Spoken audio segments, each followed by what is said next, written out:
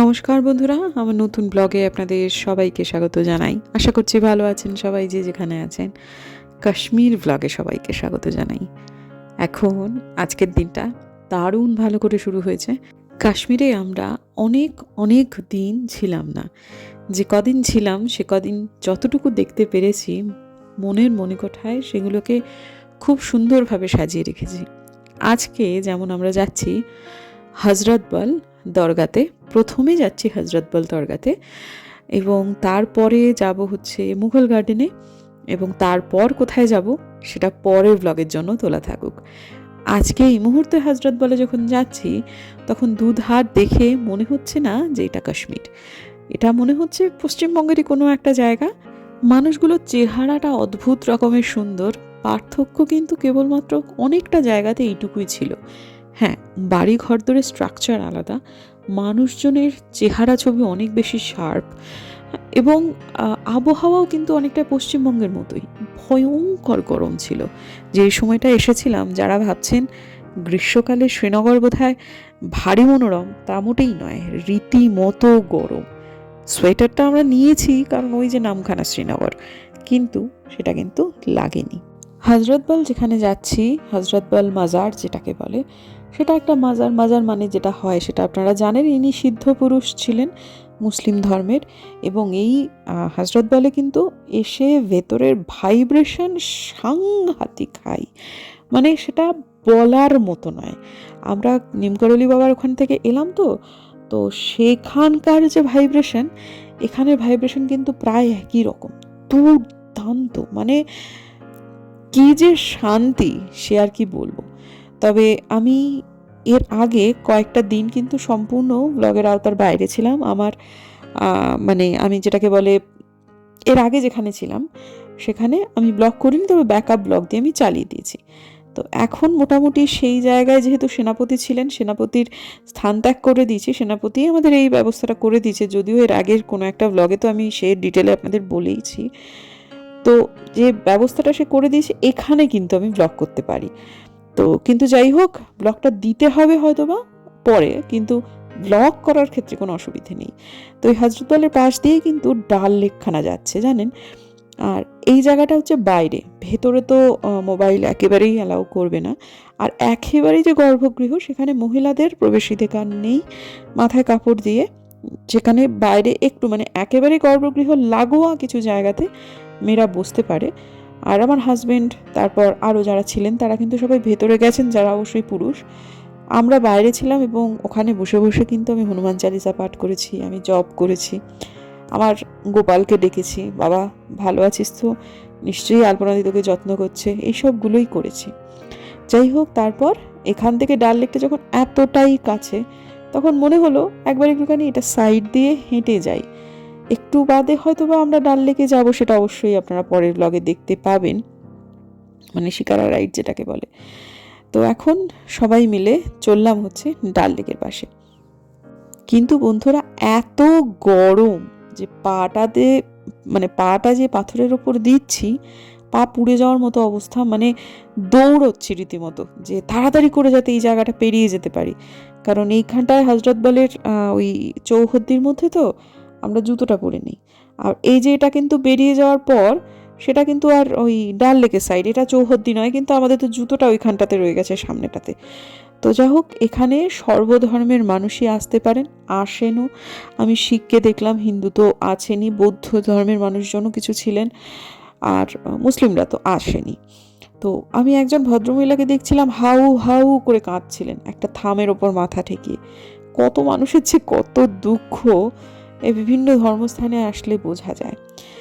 তো যাই হোক, ঠিক আছে, এখন আপাতত এই দৃশ্যটাকে খুব খুব উপভোগ করছি, আপনাদের সাথেও সেটা শেয়ার করে নিলাম।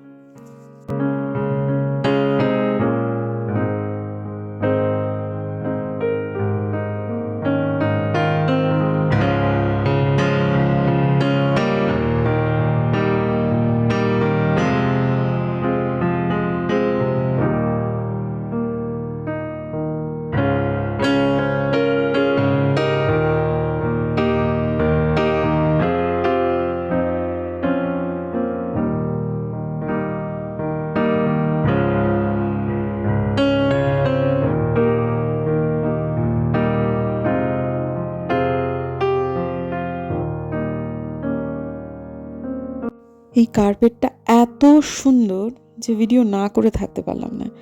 এটা হজরতবল মাজার থেকে বেরিয়ে যাওয়ার সময়, ঢোকার সময়ও এটা, বেরোনোর সময় ওটা। এই জায়গাটাতে ভিডিও করা যায় যেহেতু, সেহেতু আমি করেছি। ছোট ছোট কিছু জিনিস না মনের মধ্যে অদ্ভুতভাবে গেঁথে যায়। এই কার্পেটটা হচ্ছে সেই রকম একটা কিছু। যাই হোক, এখন এই মুহূর্তে আমরা যাচ্ছি হচ্ছে মুঘল গার্ডেনে। আমি যার মুখ ব্লার করে দিয়েছি তার মুখটা আসলে এই সময়টাতে আমি ভয়েসটা দিতে গিয়ে, ভয়েসটা আমি পরে দিচ্ছি, কিন্তু ক্লিপিংগুলো না আমি অ্যাড করে করে করে করে রেখে দিয়েছিলাম বেশ অনেকটা আগে। এখন যেন মনে হচ্ছে যে এটাকে উঠিয়ে দিলেই হতো, মানে কারণ এখন এই মুহূর্তে আমি ওদের মুখটুক দেখাতে পারি, কিন্তু যখন আমি ভিডিওটা এডিট করেছিলাম, আমি ভয়েস ওভারটা পরে অ্যাড করছি, তো তখন না মানে এটা করেছিলাম আর কি, কারণ সেই মুহূর্তের পরিস্থিতিতে আমি ওটা করেছিলাম। যাই হোক, ঠিক আছে, মানে খুব বেশি ডিটেলে এই মুহূর্তে আমি অত কিছু বলছি না বন্ধুরা, কিন্তু যাকে দেখাচ্ছিলাম মানে ব্লার করে দিলাম, সে বাচ্চাটিকে আমার ব্লগে এর আগে আপনারা বহুবার দেখেছেন, এমনকি আর যারা ছিলেন তাদেরও দেখেছেন, কিন্তু সেই মুহূর্তে না একটা মানে বিভিন্ন রকম ব্যাপার ছিল, তো যার ফলে তো আমি সেই সময়টায় ব্লার করে দিয়েছি। মানে কোনো অসুবিধা সেরকম ছিল না, কিন্তু ওই আর কি একটা টেনশনের পরিস্থিতি, আবহ সেরকম একটা ছিল, সেটাই আর কি কারণ। তো যাই হোক, এখন আমরা যাচ্ছি মুঘল গার্ডেনে। মুঘল গার্ডেন সম্পর্কে আমি ভিডিও দেখেছিলাম, আমি জানি যে অসম্ভব সুন্দর ফুলের একটা, মানে কি বলবো, মানে মুঘল গার্ডেন নিজেই যেন একটা ফুলদানি। তো সেখানে যাব, একটা আলাদা রকমের এক্সাইটমেন্ট তো আছেই। একদিকে ডাল লেক, আর একদিকে বিভিন্ন রকমের মানে প্রাকৃতিক সৌন্দর্য, সে আর বলার মতো না। মানে কাশ্মীর হচ্ছে এমন একটা জায়গা, যে কোনো জায়গাতে যখন তখন দাঁড় করিয়ে আপনি ফটো তুললেই আপনি খুব সুন্দর হয়ে উঠবেন। এমনি এমনি ভূস্বর্গ নয়, সত্যি কথা। তবে হ্যাঁ বন্ধু, বহু বাঙালি ট্যুরিস্ট এই মুহূর্তে এখানে আছেন, মানে ট্যুরিস্টে একেবারে শ্রীনগর 6 লাভ। কিন্তু বন্ধু, টেনশন কিন্তু ভেতরে ভেতরে প্রবল হারে আছে। আমরা যেভাবে যাচ্ছি, ঘুরছি, ফিরছি, আমরা একেবারে নিশ্ছিদ্র নিরাপত্তার বেষ্টনীর মধ্যে কিন্তু রয়েছি। সেটা যদি না হতো, বা আমি যা পরিস্থিতি ভেতর থেকে বুঝে এলাম, তাতে করে এই যে দেখে নিলাম ভূস্বর্গ যেটুকু দেখার, আমি কখনো কাশ্মীর যাইনি এই কথাটা আমি কখনোই বলতে পারবো না, কিন্তু এই যে দেখে এলাম, আর আমার খুব একটা কাশ্মীরে যাওয়ার ইচ্ছা নেই, সত্যি খুব মন থেকে বলছি। কিন্তু যেটুকু এই মুহূর্তে আমরা উপলব্ধি করছি, সেটাও তো অত্যন্ত আনন্দময় একটা সময়। টেনশন ভেতরে ভেতরে প্রবল আছে। যারা মানে যাচ্ছেন আর কি, তাদের কপাল ভালো, তাই জন্য তারা নির্বিঘ্নে ঘুরে বেরিয়ে ফেরত চলে আসছেন। কিন্তু কখন যে কার কপাল খারাপ হবে সেটা আমরা কেউই বলতে পারি না। যাই হোক, এখন গল্প করতে করতে মুঘল গার্ডেনে পৌঁছে গেছি। আচ্ছা, আমি কিন্তু কাউকে ডিসকারেজ করছি না কাশ্মীর যাওয়ার জন্য, শুধু আমি এইটুকু বলছি যেটা বাস্তব, সেটা হচ্ছে টেনশন কিন্তু বন্ধুরা ভেতরে ভেতরে প্রবল হারে রয়েছে। কিন্তু এটাও ঘটনা যে প্রচুর ট্যুরিস্ট যাচ্ছেন, তারা ঘুরছেন, ফিরছেন, চলেও আসছেন। হয়তো বা সবার সমস্যা হচ্ছে না, কিন্তু যে কোনো মুহূর্তে যে কোনো কিছু একটা হয়ে যেতে পারে। আপাতত মুঘল গার্ডেনে এসেছি, এখানকার সৌন্দর্য উপলব্ধি বা উপভোগ করি, সেইটাই মূলত কাম্য। তো বাগান এবং গোলাপ, আমি এমনিতে গোলাপ দেখতে খুব ভালোবাসি, গোলাপ গাছ লাগাতে খুব একটা পছন্দ করি না, সেটা আমার ব্যক্তিগত কিছু কারণে। এইবার যেন আমার মন মেজাজ কিছুটা অন্য রকম হয়ে গেছে। সত্যি সত্যি বন্ধুরা, আমার এই মুঘল গার্ডেনে এসে মনে হয়েছে আমার কিছু কিছু পুরনো প্রথা বা পুরনো বরফ নিজেই সেই চাঁইটাকে না হাতুড়ি দিয়ে দিয়ে ভাঙার সময় এসে গেছে। এইবার দেখি শিলিগুড়িতে গোছা গোলাপ লাগানো যায় কিনা। এই সমস্ত জায়গা আসলে মনে হয় হারিয়ে যাচ্ছে, ব্লগ করার কথা মনে থাকে না। এত চতুর্দিকে এত সুন্দর, এত মেনটেন করা ফুল বাগান, গাছ, এত কিছু মানে কল্পনার বাইরে, সত্যি কথা। সব নামগুলো ভুলে যাচ্ছি, কোন গাছের কি নাম। আসলে যেখানকার যে জিনিস যেরকম সৌন্দর্য, তাকে সেখানেই থাকতে দেওয়া ভালো। এগুলো শিলিগুড়ির বাড়ির ছাদে গিয়ে লাগালে মোটেই অতটা ভালো লাগবে না, যতটা ঠিক এই জায়গাটাতে এই পাহাড়ের পাদদেশে লাগছে। সব মিলিয়ে মিশিয়ে সৌন্দর্য হয়। এখানে এই কাকগুলোকেও সুন্দর লাগছে, এই যে এইখানটাতে অনেকগুলো কাক, এই কাকগুলোকেও এখানে ভালো লাগছে, যেগুলো আমাদের বাড়ির সামনেও হয়তো আছে। হ্যাঁ, এটা কাশ্মীরি কাক, ওটা পশ্চিমবঙ্গের কাক, শিলিগুড়িয়া কাক। কি সুন্দর, কি সুন্দর।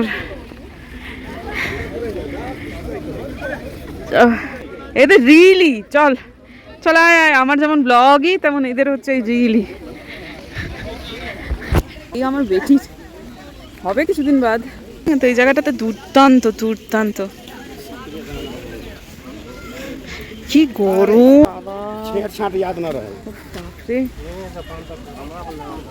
আমাদের জীবনের না সব পরিস্থিতি আমরা সবসময় নিজেরা নিয়ন্ত্রণ করতে পারি না। আমি চেষ্টা করি যেরকমভাবে ব্লগ দেওয়ার, এবারে যাত্রার কিছু কিছু ব্লগ হয়তো বা আমার একটু ব্যতিক্রম হচ্ছে। আমি ঠিক সমানভাবে এর পরের দিনের ব্লগটা যে পরের দিনই আমি দিতে পারবো এমনটা কিন্তু নয়।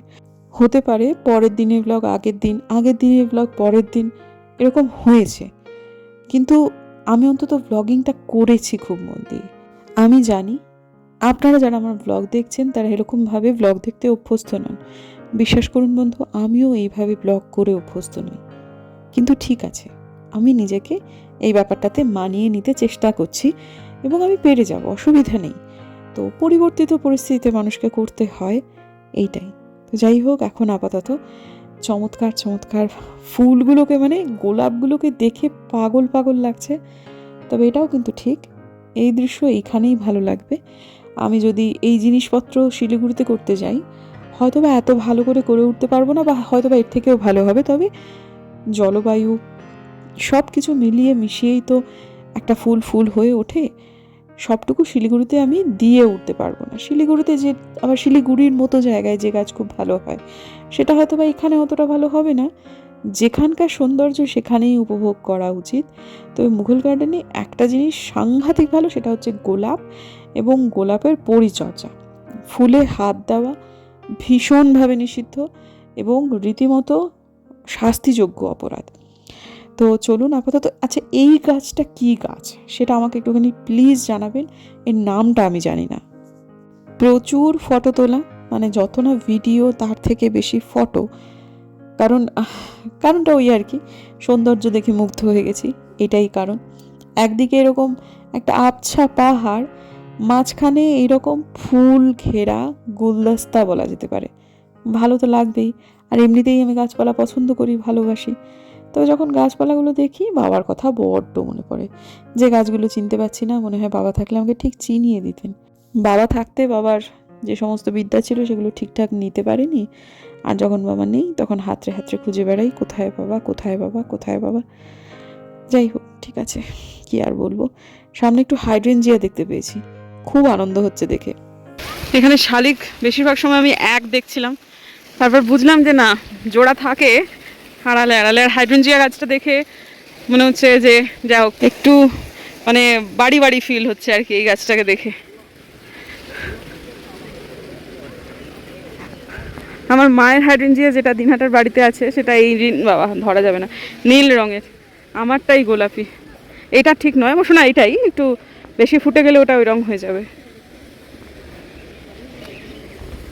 কি সুন্দর সুন্দর সব গাছ, অধিকাংশেরই নাম জানি না।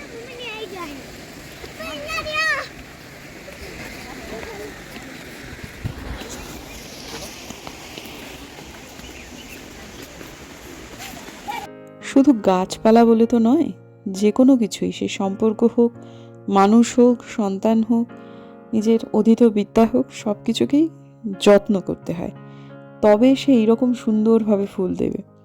এই গাছগুলোকে মানে কি পরিমাণ যত্ন, কতটুকু খাবার, কতটুকু জল, আর প্রকৃতির যতটুকু দেওয়ার রোদ তো বটেই, তবে মানে বৃষ্টির ওপর তো আমাদের কারো নিয়ন্ত্রণ নেই। আর এই সমস্ত জায়গায় যখন তখন বৃষ্টি হয়, কিন্তু তাও খাবার দেওয়ার ব্যাপারে খুবই যত্নশীল এরা।